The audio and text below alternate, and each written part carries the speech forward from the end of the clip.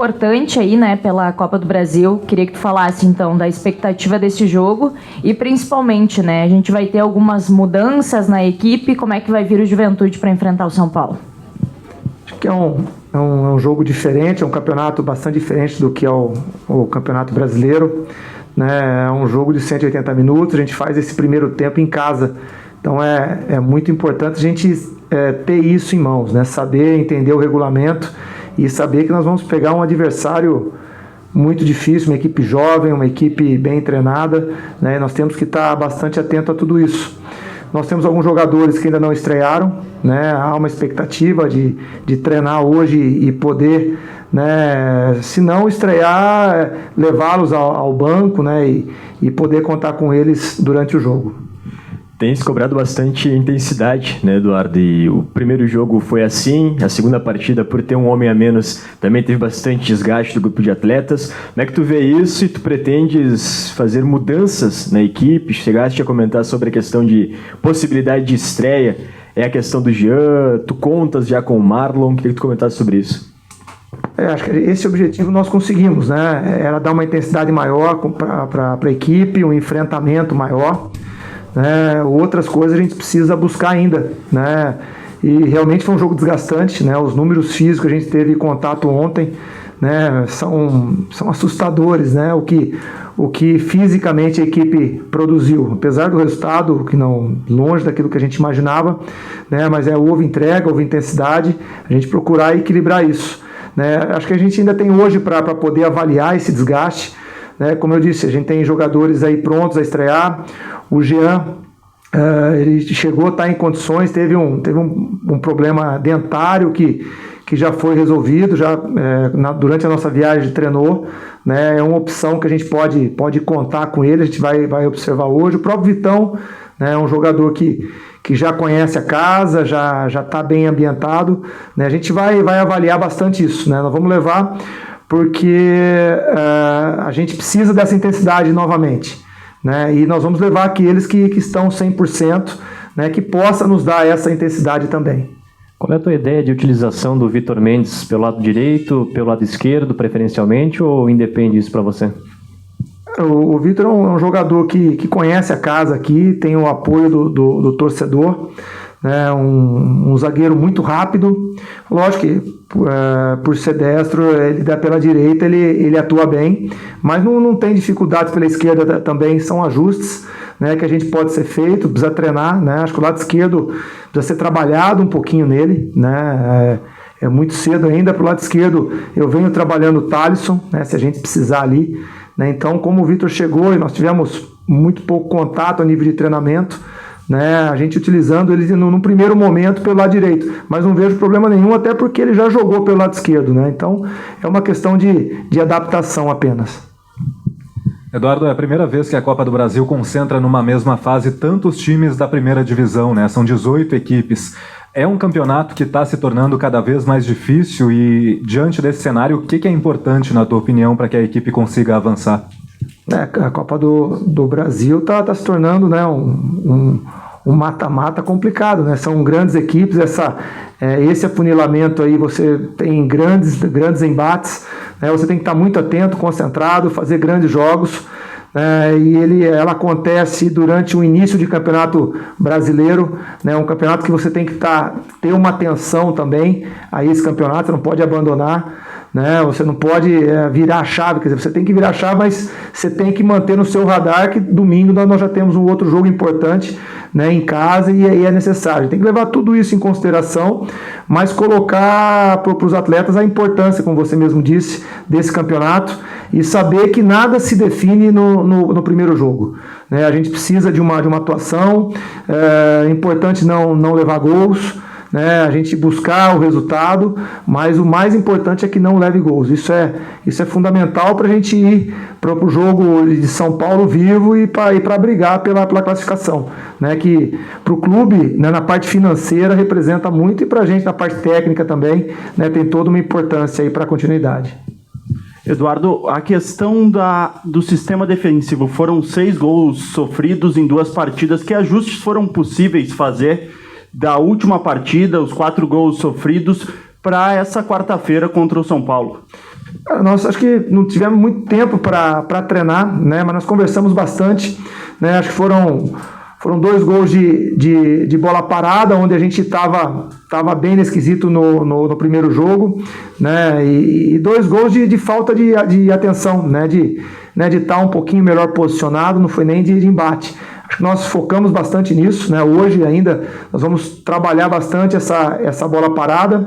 E a questão dos 6 gols, 3 a gente estava com um homem a menos, né? Então isso é muito difícil, numa reta final é muito complicado. Nós trabalhamos a parte tática também, mas estamos fazendo ajustes, como a primeira pergunta, né? Falou da intensidade. Quando a gente joga a intensidade, ela vai lá para cima, e agora a gente tem que regular um pouquinho, né, para essa intensidade ela não passar do seu ponto, né? Então a gente conversou bastante dessa intensidade, dos locais, tomar cuidado aonde fazer a falta, né, para a gente não perder um jogador novamente, né, e aí dificulta bastante, né? Então acho que foram pontos tocados, algumas movimentações, uma abordagem mais à frente, mais assertiva, mas principalmente a bola parada, né, e a gente começar com 11 e acabar com 11. Isso é importante. E até nisso, Eduardo, os cuidados que o Juventude tem que ter com esse adversário, com o São Paulo, principalmente no setor ofensivo do São Paulo, que vem fazendo muitos gols também. O que foi projetado, o que foi estudado até mesmo para esse adversário? A equipe do São Paulo é uma equipe jovem, uma equipe que tem um centroavante que está no momento muito bom, né? Tem jogadores que a todo momento fazem essa bola chegar até ele na área, né? O próprio gol contra o Flamengo é muito disso, né? O Rafinha não é um jogador agudo, mas é um jogador que ele roda por trás ali, e essa bola, sem ele estar pressionado, ele procura bem o Calheri. Os últimos 2 jogos teve 2 gols, Rafinha, Calheri, a gente tem que estar bastante atento nisso, né? Essas abordagens a esses atletas, essa atenção ao Calheri na área, e ao meio campo do São Paulo, né? Uma equipe leve, uma equipe que finaliza muito de fora da área, né? Talvez seja uma das equipes que mais finalizam a média distância, né? Se em contrapartida o Rafinha não é tão agudo pelo lado direito, tem o Wellington que é muito agudo pelo lado esquerdo. Então assim, é uma equipe que tem que ser estudada, e ela já está recebendo toda essa atenção desde domingo, né? A gente colocou ontem um pouquinho em campo, vai colocar mais um pouquinho, para que a gente tenha as atenções. E é uma equipe também que possui falhas, né? Que possuem, né, situações que a gente pode e deve explorar também. No recorte dos 2 últimos jogos, Eduardo, o Juventude começou bem e criando oportunidades, mas acabou levando o gol, tanto contra o Bragantino, também contra a equipe do América. Como fazer para produzir ainda essas oportunidades e ser efetivo? O que deu para trabalhar nesse período para que, nesses primeiros 90 minutos de uma eliminatória com 180, o Juventude consiga ter a vantagem? Como você disse, né, a gente iniciou bem, principalmente os primeiros 22 minutos do jogo em BH, né? O América não tinha passado ao meio campo, né? A gente sufocou, teve situações, com 1 minuto uma chance real de gol do Bueno, e não estava impedido. Se o lance entra, a bola e vai para o VAR, o lance era legal, né, na minha visão, né? Então, assim, primeiro quando você tiver esse momento no jogo, nós já falamos isso no primeiro treino meu contra o Grêmio, nós tivemos situações parecidas de 20, 30 minutos, um domínio, você conseguir chegar no gol adversário, mas não fazer o gol, né? E aí você corre o risco, e principalmente na Série A, com nível mais alto, tomar o gol, e aí você tem que correr atrás. Eu acho que é equilibrar. Eu acho que a parte de criação, de jogadas por dentro, pelo lado, elas estão acontecendo, né? As situações são inúmeras. No segundo tempo, mesmo com um jogador a menos, nós criamos ali 3, 4 chances, e de repente, se a bola do Edinho entra no 3-2, mesmo com o jogador a menos, o cenário poderia ficar diferente. Mas a gente também tem que cuidar atrás, né? Cuidado com os contra-ataques, né? A gente tomou ali um gol, não foram de contra-ataques, mas os gols nasceram de bolas paradas que foram gerados por a gente oferecer o contra-ataque, né? Às vezes se atirar muito e sem as coberturas que tinham que ser feitas, né? Então são situações que foram corrigidas, e um time do São Paulo que explora muito isso, né? Então a gente tem que ter bastante atenção, né, para continuar criando, não podemos perder esse ímpeto, ser mais contundente a hora que tiver as chances e não oferecer o contra-ataque. Nós conseguimos fazer bem isso contra o Red Bull, mas contra o América, né, nós falhamos nesse setor. E algum jogador, além daqueles que não estrearam, que não estão preocupando pela questão física, pela sequência, ou está todo mundo bem 100%? Não, como nós falamos, alguns jogadores do jogo, principalmente os que jogaram 90 minutos, né, os números são altíssimos, né, em termos de produção física, né, e as avaliações que nós fizemos ontem. Nós temos 2, 3 jogadores aí com um nível bem alto, né, e a gente vai tomar decisão, porque eu procuro alinhar o meu discurso, né, a parte prática. E eu tenho falado para eles, nosso grupo é muito enxuto, né, e todo mundo fica à disposição.